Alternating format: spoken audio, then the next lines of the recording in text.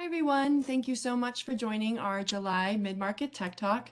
Today we have Neil McGovern as our guest, and we're going to be talking about the Storage as a Service offering from IBM. If you have any questions throughout the session, feel free to throw them in the chat or on the Q&A button. And with that, Roger, I will turn it over to you. Thank you very much, Kat. I appreciate everybody attending this session, and I think you're going to find it interesting. There's a lot going on in the market today, and there's a lot of changes. And with us, we have Neil McGovern that we will be talking to. So, Neil, let's start off. If you would just tell folks a little bit about yourself and what your role is here at IBM. Hey Roger, how you doing? So my name is Neil McGovern, and I come from a land across the water, the land of funny accent and poor dentistry. And I look after storage acquisition models. So that's all the kind of strange financial models that we use with our clients. One of those is storage as a service. Another one is storage utility offering.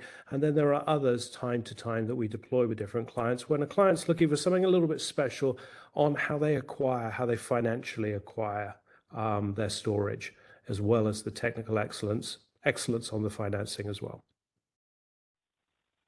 Great. Well, I'll tell you what, let me just jump in that I know I hear a lot about storage as a service out in the market, and I'm sure that, you know, the folks on the call are hearing that same thing, but, you know, what is all this buzz about when we hear about storage as a service? Well, Roger, that's a really good question. A lot of vendors are offering storage as a service, and it's something that's kind of popped up really in the last 3 to 4 years. And when I came into this, I kind of looked back and said, what's driven this? What's pushing this movement? And kind of trying to analyze why clients were asking about this and why vendors are looking to provide those sorts of solutions. And I think there's two kind of big changes. One of them is quite a dull one. About 3 years ago, worldwide accounting rules changed. And previously, where clients were able to put a lot of leases as operating expense, account for them as operating expense and bring them off balance sheet, that was no longer possible. And that happened in North America and across the world, really, and in Europe. So that kind of closed the door to clients being able to acquire storage and compute and not have them on their balance sheet, not have to depreciate them. And that made clients rethink their kind of model, how they were going to acquire hardware. Now, that's the first thing. And then the second reason I see this, why there's a buzz about this now, is that cloud is being very, very disruptive. Because what cloud does is it says, okay, you used to buy this or you used to lease this, this infrastructure. Don't do that. Use the cloud, and you're going to be into that operating expense, pay per use, that flexible kind of consumption type model. And now some people have moved to cloud for sure, but it's been disruptive in discussions in a conversation within client organizations. Because what it's meant is that procurement and finance within an organization are saying, hey, we want pay per use. We want to align usage with cost. We don't want things on the balance sheet. We want flexible commitment kind of terms, and we want an easy, simple way to procure these services. And they are then challenging the IT infrastructure folks, and I see this quite often, and saying, hey, why aren't we moving everything to cloud? Now, the IT infrastructure folks might be having a good giggle at that because they're thinking, hang on a second, we're the ones that are responsible for maintaining performance, maintaining low latency, making sure that our on-premise stuff is compliant, it's secure, it's under control, and that we're choosing the technology that we want and that we need. So there's that kind of battle going on here. So what does that mean, and why does storage as a service come out of that? Well, it comes out because people go, hey, I can get all the benefits of cloud, that pay per use, that flexibility, that low commitment, that operating expense experience for many clients, but I get the benefits of that on-premise control, security, performance, low latency. So that's what I think is really driving that. And I think there's a genuine need for businesses to be more nimble, to be able to adapt. And we've seen that in the last couple of years. I mean, if there's one lesson in the last couple of years, apart from, that lots of college-age kids will come home and live with their mom and dad again, that's the first lesson. But the second lesson is that businesses, organizations have to be nimble. Excellent. Well, that makes perfect sense. And I guess my follow-up, and I think you actually started to go down this line, but what is it exactly that clients are looking for when it comes to these as a service models? I know you mentioned OpEx and things, and I could certainly see the opportunities there, but can you expand a little bit on what it is that the clients are seeking? Yeah, cool. I think when we talk about client and what we're really talking about is a collection of lots of different individuals and functions within the client. And sometimes it's not obvious, all of the things that a client is thinking or working through. But we can be sure that somebody within the organization, it could be one person or it could be several people, are thinking about 5 things really. They're thinking, how are they going to pay for an acquisition? Okay, so cash, right? And budget. Secondly, they're going to be thinking about how they're booking it. Are they going to be CapEx, OpEx? And if they're going to be CapEx, they're thinking, well, how long is that commitment going to be? Is it going to match up with, say, a 5-year depreciation schedule? So thinking about that. And once they've thought about that, they're thinking, okay, if we make this commitment to make this purchase, because even if you're paying for it up front, it's a 5-year commitment you're making. Is what we're buying, that infrastructure, going to suit us for 5 years? Is the performance going to be there? Is it going to be able to cope with every eventuality? And then the 5th one is they're thinking about the risk. Are they going to get the usage from that infrastructure? Are they really going to use it? And I think it's those 5 things that are the kind of questions that any organization is asking in one way or another. And I think where storage as a service or as a service model kind of addresses those, it addresses them in terms of cash flow because it's a super low start, because you're not buying a big chunk of infrastructure. You're starting really low with what you need right now, and it's a low entry point, a really, really low entry point. The second way you're looking at that is the accounting piece, that most clients, a large majority of clients, will treat this as OpEx, so that's very helpful off the balance sheet. And then when you're not treating something as CapEx, you're free in terms of commitment because you're no longer depreciating something over 4, 5, 6 years, whatever your policy is. You're free to use it for 1 year, 2 years, whatever. So your commitment, having a flexible commitment, not only in the contractual terms with your vendor, but in how you feel as a client, how your outlook is to that. So that's that kind of freedom from that. And then you think about performance. Now, previously, if you went to buy infrastructure, what you had to do is to decide what you needed, and it had to fit every eventuality. It had to fit the capacity eventuality and the performance eventuality. Well, with something like storage as a service, you don't have to do that because you're on a 1-year contract, essentially a rolling kind of contract. So if you want to change performance level, you can jump horses mid-race. So from an IT procurement standpoint or for a data center standpoint, if you sign up to a storage as a service contract and somebody comes from the business and says, hey guys, I've got this great idea, we're going to change workloads, and you go, oh, that means we're going to have to change performance level, you're not stuck with something you're depreciating over 5 years. You can just change at the next interval into a higher level of performance or even a lower level of performance to suit your needs. And the same is there with capacity, which is the last one, really. You don't have to be a visionary. You don't have to make some wild estimate about how your business is going to grow and make some estimate and hope to get it right and not have too much and not have finance kind of knocking on your door saying, hey, you over provisioned on storage and you didn't use it, whatever. or if you're an MSP provisioning a load of infrastructure, which is, which your client's not paying you for and you're not making any money from, because with storage as a service, you're paying for it as you use it. And you know that there's always going to be enough. So those are the 5 things, the 5 problems, I think, and the 5 ways that storage as a service really helps. Wow. I mean, that's actually a fantastic answer.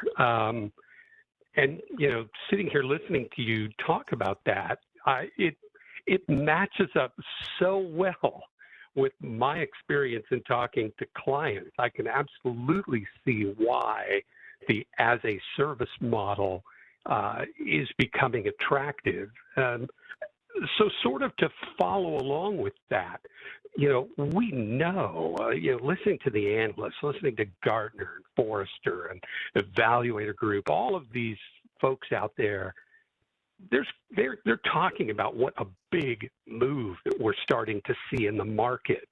So what is it exactly that IBM is doing to support clients who want this kind of as a service model? Okay, cool. So we launched a as a service offering last year, and we've developed it. So we took the first version of our as a service model out, I think about July last year. And we've taken that out to clients, we've taken that out to partners and said, what do they think about it? And we've revised it, and we've kept kind of evolving that's going on.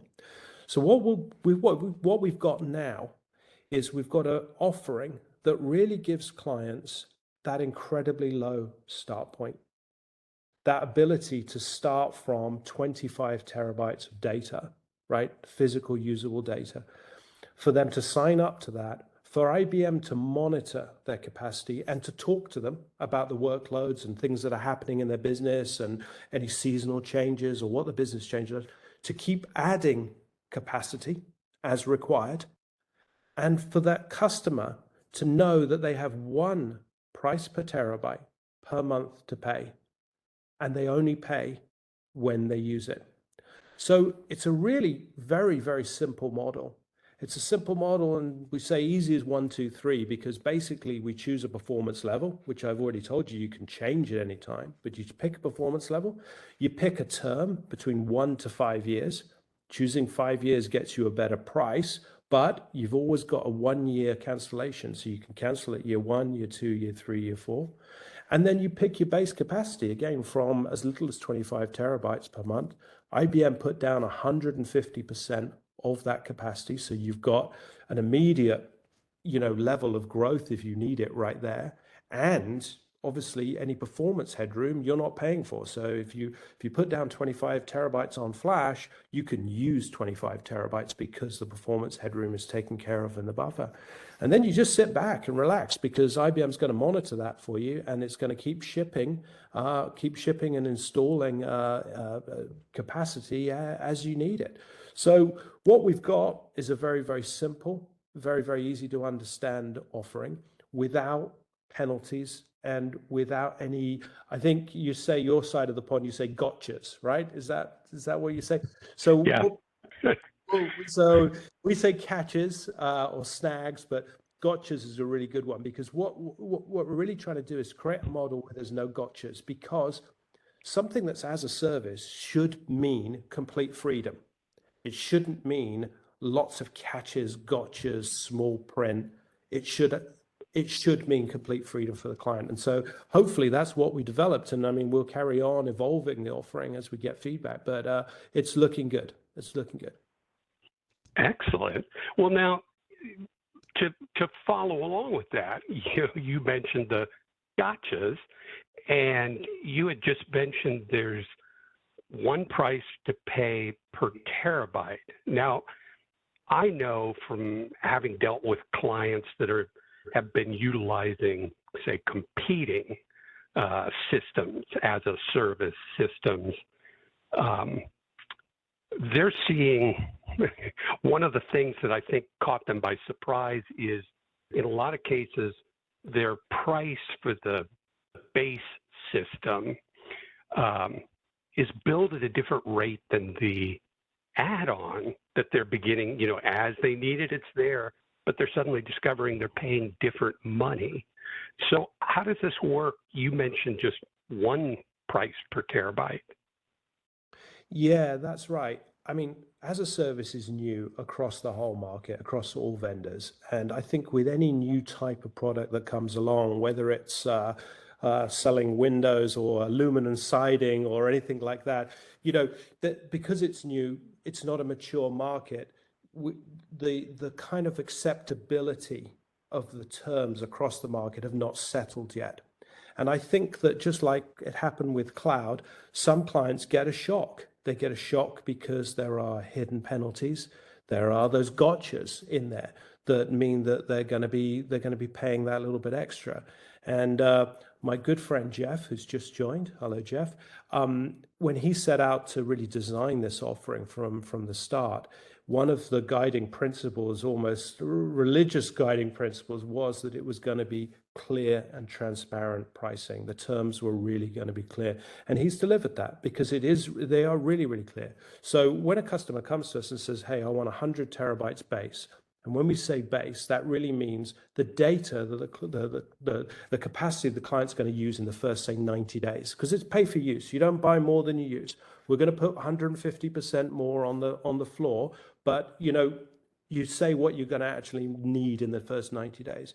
And what we'll do is we'll establish a price per terabyte for that. So you pay for that, and then you'll pay the same price per terabyte for the 101st terabyte, or what we really hope, 1,000 terabyte. So it's really clear. And what that actually means to a client, particularly when you combine it with the choice of term, is client knows what they're going to pay for 5 years. Yeah, they know exactly what that price is going to be. They're only going to pay it when they use it, but they know what the price is going to be. And so if storage prices increase rapidly, client is protected. And what happens if storage prices tank? What happens if all that supply we've been trying to get hold of for the last year suddenly appeared tomorrow and storage prices sort of went lower? What would happen? Well, the client has only got a 1-year contract in this. You've got a 1-year cancellation. They've got effectively so a client has got that perfect freedom. They can be protected from price rises, and they've got a break point in order to renegotiate at that 1, 2, 3, 4 year point. So it's ultimate freedom. I keep saying it, but it really is. That is great, and that's really comforting to hear that. Now, since clearly you know this subject inside and out, what do you say, and I think you've kind of been giving us an idea, but what do you say to clients that, you go and pitch this and they basically say, well, look, we've been purchasing on-prem storage for years. What's wrong with us continuing to do that? Cool. Well, I think, a large proportion of clients will continue to buy and lease on-prem storage. And, if you're a client and you've got a 5-year depreciation schedule, you've got a 5-year plan for your business, you expect 5% growth, all the fives, 5% growth over those 5, each year for 5 years, buy your storage and lease it. It's going to give you the lowest cost of ownership is going to be buying and leasing. This is not for you. What storage as a service is really there for is those clients who find it difficult to make an estimate about what they need, or are really truly in volatile situations, or they're in really dynamic businesses where that changes, where they may have to change capacity levels, they may have to change performance, or they may have to walk away. They may have a plan to go to the cloud in a year or 2 years' time, and they need the flexibility to be able to get out of a contract and have that kind of break point. So I don't think this replaces on-premise storage, purchasing, leasing in that kind of way. What this does is give an extra opportunity for those clients who have flexible workloads, flexible needs, and it gives the acquisition model to match. It's something extra. It really is something extra, and it's a challenge to say to clients to look at what, look at what storage they're buying and look at what you've used over 3 or 4 years. Jeff will say, industry experts will say 40 to 50%, utilization in many, many clients. Yeah. And, and why do clients buy lots and lots of storage? Well, they buy lots of storage because they're uncertain, because they want to make sure they've got capacity. They want to go back to procurement. They want to avoid supply constraints or delays in installation. They want to be secure in that. And storage as a service gives them another very, very flexible, cost-effective way of achieving that same goal, but without having to throw a whole heap of money at it on day one and put a lot of infrastructure on the floor on day one. Hi, guys. Okay. All right. Sorry, I just wanted to introduce Jeff Barnett. He's part of our panel now. He is the Storage as a Service product manager. So welcome, Jeff. We actually have 2 questions in the chat if you guys are open to answering those right now. Absolutely. Perfect. As long as I'm here and haven't had a chance to talk, great to join you all. Glad you're all here. On the question of some recent announcements, one of them is we introduced a 4th performance tier. We call it the capacity tier. That's targeted to kind of archive low performance workloads at a much more aggressive dollar per terabyte or euro per terabyte per month rate. So now we have literally a range of performance from very low cost, lower performing workloads all the way up to, we call it the extreme performance tier, that's, leveraging our top performing technology, at the extreme, to really cover the gamut of client needs. Perfect. Thank you. That was, yeah, we actually had 2 questions talking about the recent updates. The second question is, what are the operational use cases for this? So, and the operational, I'll let Neil talk about more of the business reasons, but I do want to cover the operational. So when you use storage as a service versus, this is still an on-premises infrastructure as a service as opposed to a cloud service. So all the normal use of storage, the client's team still administers the environment. They provision LUNs or volumes and we just maintain the environment fully, hardware, software, and we add capacity, as Neil covered, when clients' needs grow. So we take all that off the client's desk or table. The client still uses the environment like they'd use it for any other, storage need.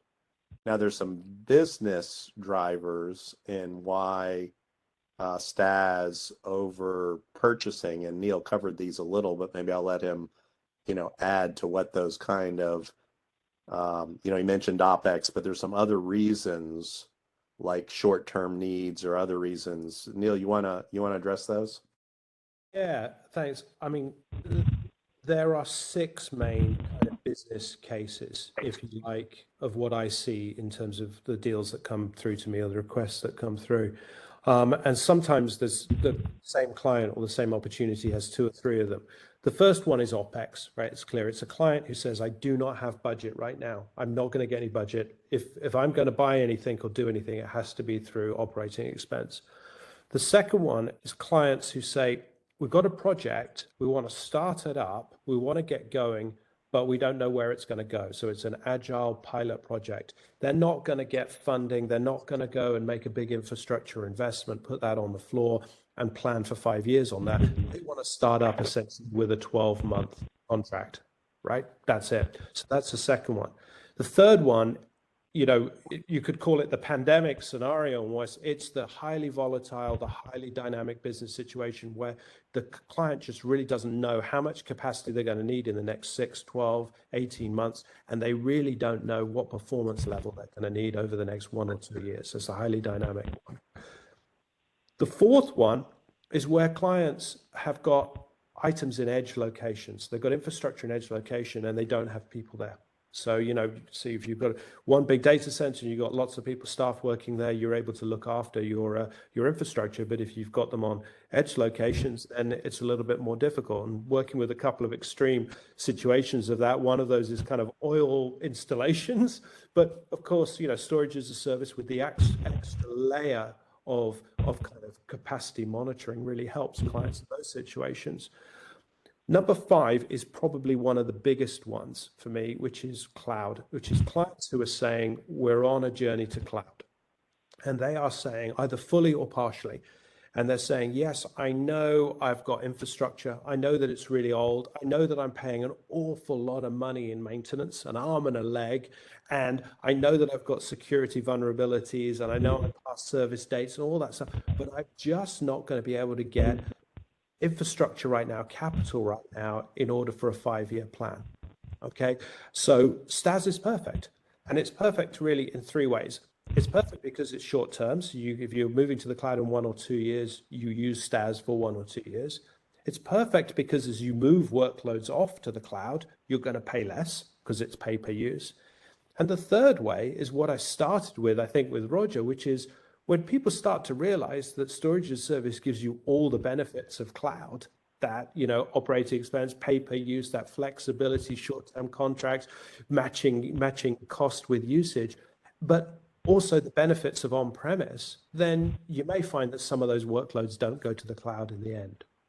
And the last big work kind of use case I have, I'll call it the MSP work use case, but it's not really just MSPs. It's anyone who's selling, who's passing out costs to a cost center, whether it's an end user client from an MSP or within an enterprise, you're charging out cost price per terabyte. Because why would anyone in that situation go and buy a big hunk of infrastructure, put it on the floor, and hope that it's going to be used? Because storage as a service is perfect for that. It's a perfect model. What it says is buy storage as a service, pay $50 per terabyte per month to IBM, and charge your client or your end user at a higher price per terabyte. If they use it, you make money. If they don't, you don't. If you don't, you're not paying IBM. So there is a risk-free situation to be in those 6 use cases. And I'm sure there's more out there, but those are the most frequent ones that I see. Well, I really like that. That makes so much sense for those MSPs because it seems to remove a huge amount of the risk and cost on their part. But now let me ask you a question. You used some examples earlier in the conversations, where maybe somebody starts with 100 terabytes in their base, but we're actually IBM's putting 150. What happens? I mean, how does this work as the client actually approaches using up that extra capacity? How difficult at this point is it?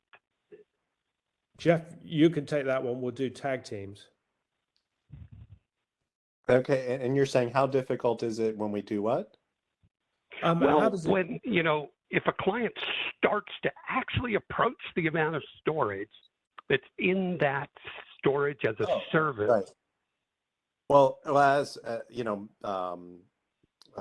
Neil mentioned this earlier, when a client signs up, we establish a minimum or base need, and that's what the client knows they're going to migrate in right away. So, they're paying for use on that.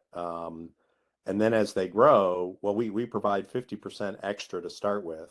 As they grow into that, instead of the client doing capacity planning and saying, I want to purchase some more capacity, we just dynamically monitor it. When the utilization of the physical infrastructure gets to 75%, we proactively ship and install more. Now we'll coordinate that with the client, but there's no, procurement activity involved in that. It's just automatic. We're monitoring. Usage has gotten to 75%. Now we look over a month period. Now, if a client knows they've got a project coming up, where the available capacity is not quite enough, they can reach back to IBM. We assign a technical account manager who will have a working relationship with the client's administrator. And if they've got a project where maybe the available physical capacity is 50 terabytes, but they need 75, they can say, I got a project and I need some more, and we'll ship and install some more for that use case as well. Oh, that's great. And I should also say that, Jeff, the way that you work this out is that how the base boxes are shipped out in the first place is set up for real load disruption so that they've got empty slots and they're available ready for growth. Oh yeah, we design this for growth. So we actually, a client normally wouldn't do this themselves, but we ship extra controllers day one with empty slots so that we have room to add drives, so that we can scale the environment in the typical 20-25% growth ranges, so that we're in essence planning for future growth for the client. Yeah, it's very good. And I should say there, Roger, Jeff mentioned it, but the idea of, some people think about storage as a service as something like, that you're going to go on a website and it's going to be click and order. And it is as easy as that to buy, but that doesn't change the customer-client relationship, the client relationship with the business partner or with IBM. In fact, it enhances it because we're going to be talking all the time. We're talking about, it's in our interest to understand a client's business, the workloads that they've got coming on, the changes that are going to be happening, the seasonal adjustments, and making sure that we're in line and we're delivering that capacity. So I think this changes a whole client conversation from one of purchase to one of service, to delivering service again and again, and being really tight with clients and with partners to making sure that this all works together. Oh, that's wonderful. And we're about at the end of our time here, but let me just ask you a question, because I've heard other people asking this. I know that the sort of earlier pay-for-use model, what's often referred to as SUO, or the storage utility offering, there it tended to be a sale pretty similar to a standard on-prem purchase, where if you were the client and we would have a discussion and we would talk about, what are your needs, and we would figure out exactly what model of storage you needed to get, and it was a pretty technical sale. But my understanding with storage as a service is we don't really talk about the underlying storage. Can you explain how this works? Yeah, let me take that one. So, very similar to the cloud, we're selling a service attribute. So when you purchase storage as a service, you don't see a model, 5200, 9500 that you're getting. You see a performance objective and some availability and some other objectives. And so you're basically selecting a level of performance similar to if you went to the cloud. You can get high performance storage, lower performance storage, and the cloud vendor is responsible for, meeting those. It's the same way here. It's a service, and we will deliver the right hardware infrastructure to meet those service level attributes. And one of those service level attributes is we'll refresh the technology over time. When we refresh it, we'll make sure, the technology that we deploy continues to meet those, service levels. One of them, for example, is an availability characteristics.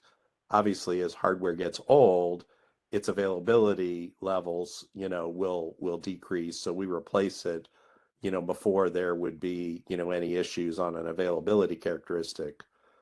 So that's the big difference is, if a client really wants to get deep and dirty on specific models and cache and drives, and have control over technology, SUO would be a better pay-for-use model because we can deliver them, any config they want. When they want to just say, gee, I want the highest performance, or I want a backup and archive tier, we've got the 4 performance levels. They select one of those, and IBM deploys, the right infrastructure, maintains that infrastructure, at the highest levels, and provides, the highest levels of technical support, including what we call the concierge level technical account manager. Okay, well that's actually great, and that goes right back to Neil, what you were saying earlier, that this is simple and easy, and that you don't get trapped the way you might get trapped with a traditional purchase where you wish you'd gone to a faster model. Here, it sounds like IBM, if that's needed, on the next go-round, will simply transition you up to a faster tier. Yeah. And I should point out that even if a client selects, let's say, the tier 3 performance level, if they determine that their needs have changed and they want to, quote, upgrade, we will do an upgrade that is basically, other than the upgraded will have a higher price. We don't make them keep paying for the old infrastructure. We, will transition them to new. And again, to the points that Neil was making earlier on, we're trying to take all the gotchas, or whatever the terms are in different languages, out of the equation, where we're just making it, risk and gotcha free, to go with this kind of an approach. Yeah. Best advice for clients on this is you have nothing to lose, because it's so flexible. If you don't like it, it doesn't work for you after a year, you just walk away. So, it's so easy to try, it's so easy to start, and, it could revolutionize the way you purchase storage. And keep well, guys, and keep you out of repetitive discussions with your procurement teams. Yeah, exactly. Just think about all that free time you'd have. Well, gentlemen, this has actually been fantastic. I really appreciate you taking the time to share your knowledge and expertise with us. And Kat, let me just check and see were there any other questions that came in that were not addressed. There were, and I think we should be able to quickly address some of them. The first one I think is a really timely question. Is it reasonable to use storage as a service for malware threat protection and recovery? So storage as a service comes with the safeguarded copy functionality. And so, absolutely is the bottom line answer. Okay, great. The next one is, what protocols can they use to connect to the IBM storage? Is it IP only or something else? So when you set up storage as a service, there's some basic simple inputs that are no charge. One of them is type of power cord, and the other is whether they're going to do Ethernet or fiber channel. So those are all no charge, Great. Minor configuration options to fit the environment to the client's needs. Awesome. In the cloud use case, where can the storage capacity live? So with storage as a service, the capacity is on premises, but for our offering, we have capabilities, specifically Spectrum Virtualized for public cloud, that allow data mobility between on-premises and the cloud environment. So literally a client could use storage as a service on-prem, could use Spectrum Virtualized for public cloud on IBM or Amazon or Azure, and they can move data back and forth between those using the technical capabilities of Spectrum Virtualized data replication to do a hybrid use case where running and moving the data to the right environment and if their environmental needs change, they can move the data back and forth quite easily without Spectrum Virtualized for public cloud. You could either very difficultly migrate your data to the cloud, and then it gets stuck in the cloud and hard to migrate back, or you can use Spectrum Virtualized for public cloud and move that data back and forth. The nice thing is, if you move some of that data off of your on-prem SaaS environment to the cloud, as Neil mentioned earlier, you're now paying for less storage than you were before. And we have one last question that came in. Is IBM Storage as a Service an answer to Pure's Evergreen offering? I'll do that one, Jeff. It's an answer to client need. It's an answer to clients who want flexibility. And I would argue that it is a better answer to that need than some of our competitors' products. So give us a go, contact us, let us work through that with you and quote on that, and show you where you're going to make savings and where you're going to get that benefit from flexibility. Yeah, we have some definite advantages over the pure Evergreen offering that is probably longer than we have to cover here, but definitely reach out to us. Awesome. Well, Roger, do you have anything else to add? No, I'm just really pleased that you two gentlemen came and shared all this information with us. This is truly fantastic. Mm-hmm. Where's the donuts, though, Roger? You promised me donuts when I was coming in. Well, by the time I ship them from America over there, I'm not sure you're going to want them. So, but Neil and Jeff, you all have a wonderful. I'm really grateful. Thank you. Yes, thank you guys. Just as a reminder for everyone who stuck around, this session was recorded and I will be uploading it to our Mid-Market Tech Talk YouTube channel. So if you'd like to distribute it to business partners or your clients, you're more than welcome to do so. Thank you so much for tuning in with us, and we hope to see you next month for our Mid-Market Tech Talk. Bye, guys. Great. Bye now. Thank you.